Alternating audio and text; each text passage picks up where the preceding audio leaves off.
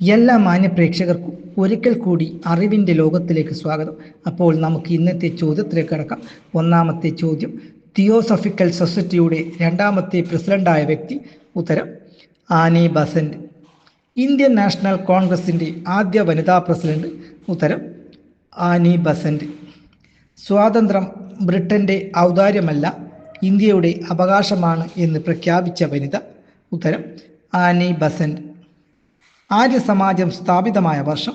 ഉത്തരം 1875. ആര്യ സമാജ സ്ഥാപകൻ. ഉത്തരം സ്വാമി ദയാനന്ദ സരസ്വതി. ആര്യ സമാജത്തിൻ്റെ ആപ്തവാക്യം. ഉത്തരം ഹൈന്ദവ നവീകരണത്തിലൂടെ ലോകത്തെ മഹത്തമാക്കുക.